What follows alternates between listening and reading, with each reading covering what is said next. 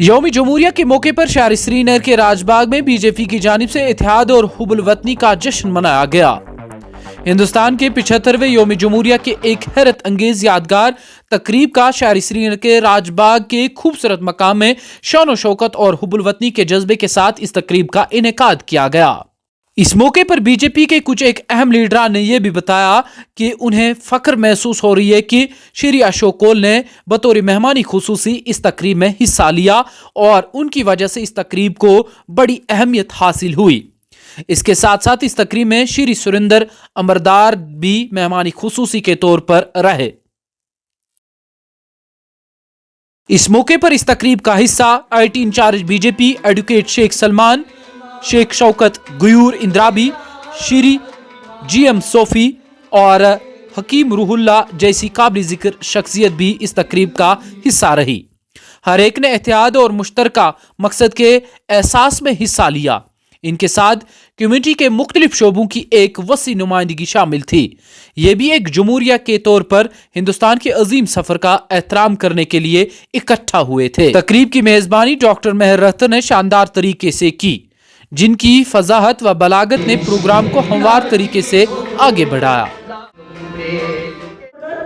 इस तकरीब का इनेकाद माजिद खान की जानिब से किया गया था और इस तकरीब का हिस्सा बीजेपी के सीनियर लीडरान के साथ साथ पार्टी वर्करान ने भी इस तकरीब में हिस्सा लिया। मैं जितने चेहरे यहाँ देख रहा हूँ सब मेरे यार दोस्त कहीं ना कहीं एक्विटेंस लगे हैं। हमारे साथ यहाँ श्री अशोक कौल जी जो कि हम सबके मार्गदर्शक हैं, जिन्हें हम कहते हैं man of few words, rather I से मैन ऑफ गोल्डन वर्ड्स। हमारे साथ सुरेंद्र अमरदार जी, he is one of the most intellectual guy you will ever talk to and one of the most friendly guy you will ever be with. हमारे साथ शौकत गयूर जी जो कि बहुत ही उनका चेहरा बहुत पुरानी चेहरा है, देख के बहुत खुशी होती है इसको मिल के। सोफी यूसुफ साहब, हकीम Ruhulla and all my friends, I welcome you all. I welcome you all to be the part of this event, this wonderful event. ये एक नई कश्मीर की नींव है।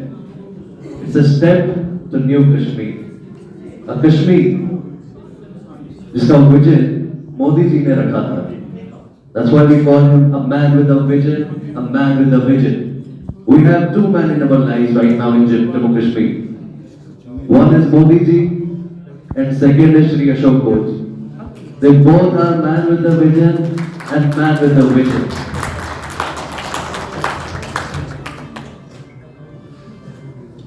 ये कितनी हैरत की बात है, आज हम सब यहाँ हैं और इसको सेलिब्रेट कर रहे हैं।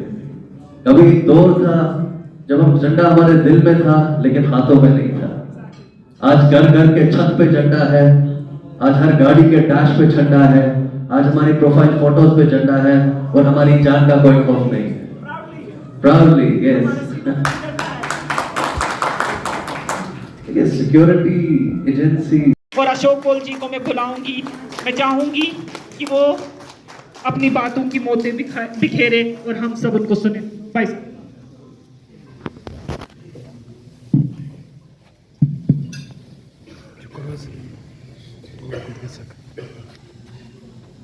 आज के इस कार्यक्रम के आयोजक जिन्होंने इस कार्यक्रम को रखा है, ऐसे हमारे साथी माजिद साहब,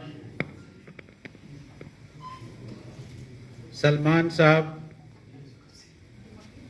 इस कार्यक्रम में उपस्थित हमारे सुरेंद्र अमरदार जी, शौकत गयूर साहब, राहुला साहब, सोफी साहब और सभी यहाँ उपस्थित मेरे साथियों, बहनों और भाइयों। जब शुरू में हमारे जो एंकर यहाँ मेरी छोटी बहन को, छोटी बेटी जैसी है, उन्होंने कहा कि मैं डॉक्टर हूँ। मुझे ऐसा लगा कि वो शायद MBBS डॉक्टर है। बाद में जब उन्होंने अपने वर्के खोले तो उन्होंने कहा कि मैं साइकोलॉजी में मैंने PhD किया है। और उन्होंने बीच बीच में एक अंदर की बात, जिसको हम रूहानियत कहते हैं या जिसको हम स्पिरिचुअलिज्म कहते हैं, उसके बातों से उन्होंने इस महफिल में कुछ चीजें रखी हैं। मैं बड़ा मुतासिर हुआ कि उनको इतना इस आध्यात्म पर, इस स्पिरिचुअलिज्म पर उनका भरोसा टिका है। उन्होंने मनुष्य की बात की है, एक आदमी की बात की है। कभी कभी हम धोखा खाते हैं। मनुष्य कौन है? और जिसकी 2 टांगे हैं, 2 हाथ है, 2 कान है, 2 आंखें हैं, 1 नाक है, वो मनुष्य है, वो इंसान है। लेकिन साथियों, इंसान इससे पूरा नहीं होता है।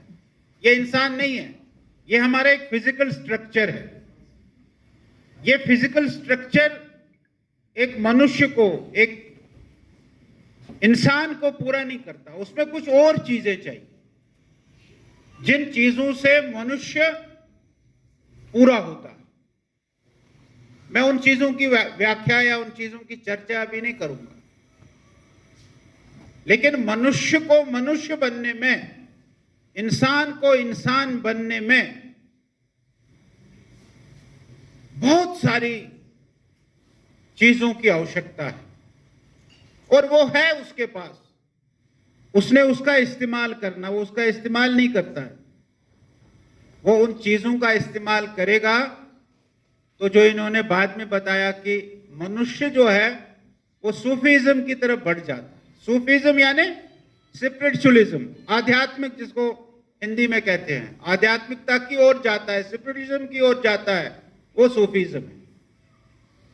हम उस मनुष्य के योनि में, मनुष्य की कैटेगरी में अपने आप को खड़ा करें, और मनुष्य कौन है, इंसान कौन है, इसकी व्याख्या इन्होंने शुरू में एक गजल भी बोली, एक शेर भी पढ़ा। पागल, क्या इसका पढ़ा? शुरू में पढ़ा इन्होंने, हाँ, बोले शाह का इन्होंने पढ़ा। ऐसे देखिए, कश्मीर बदल रहा है और इसकी अक्कासी जो है आज श्रीनगर में एक सिविल सोसाइटी ग्रुप ने, जिसमें बड़े अलग अलग शेड्स के लोग आए थे, रिपब्लिक डे प्राइवेटली मनाया। और मुझे जहाँ तक याद है कि जो कश्मीर में पॉलिटिकल पार्टीज़ हैं, कश्मीर के पॉलिटिकल लोग भी रिपब्लिक डे पे 15 अगस्त पे अगर वो मंत्री नहीं है तो नहीं मनाते हैं।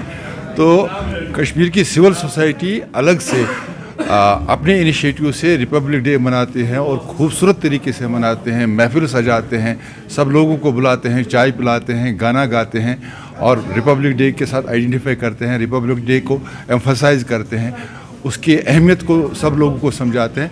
ये कश्मीर जो नया कश्मीर है, इस पहल में एक बहुत ही बड़ा और अहम माइलस्टोन है। आज जिस प्रकार से यहाँ एक सेलिब्रेशंस हुआ, मैं उन ऑर्गेनाइजर्स को, माजिद साहब को, एडवोकेट सलमान साहब को और उन सभी साथियों को बहुत बहुत बधाई देता हूँ कि जिन्होंने ऑर्गेनाइज़ किया था। और उन सब पार्टिसिपेंट्स को भी लग रहा है कि आगे कश्मीर का हर एक घर रिपब्लिक डे और इंडिपेंडेंस डे वैसे ही मनाएगा जैसे 1988 से पहले बना। बात करें, इससे पहले 26 जनवरी बना रहे थे, तो मगर अगर देखा जाए 12 बजे तक फ़ोन बंद होते थे और घर में भी बैठते थे और स्ट्रेस होती थी यहाँ पर, तो आज आपको लगता है कश्मीर बदल रहा है? नहीं, एक ही मरहले में नहीं, एक ही आयाम में नहीं, एक ही वॉल्यूम में नहीं बदल रहा है। कश्मीर बदलने का मतलब है बुनियादी जो कश्मीर को होस्टेज रखा था, कश्मीर में किसी को आवाज़ बोलने की, सच बोलने की इजाज़त नहीं थी। कश्मीर में कैलेंडर आता था, कश्मीर में आप अपने हक से, आप अपने हिसाब से नहीं चल सकते थे। आपको कोई फॉरेन एजेंसी कंट्रोल कर रही थी। यहाँ का लॉ एंड ऑर्डर, यहाँ का गवर्नेंस सब बिखर पड़ा था। अब जम्मू कश्मीर के लोग ये महसूस कर रहे हैं कि अब वो दौर फिर आ रहा है जहाँ हकीकत में जो डेमोक्रेसी है, हकीकत में जो रिपब्लिक है, उसका एसेंस बढ़ गया है। सर इलेक्शन होने वाले हैं तो इसके लिए कर भारतीय जनता पार्टी जम्मू कश्मीर में 5 पार्लियामेंट सीट्स में इलेक्शन लड़ेगी और 5 पार्लियामेंट सीटों पे जीतेगी।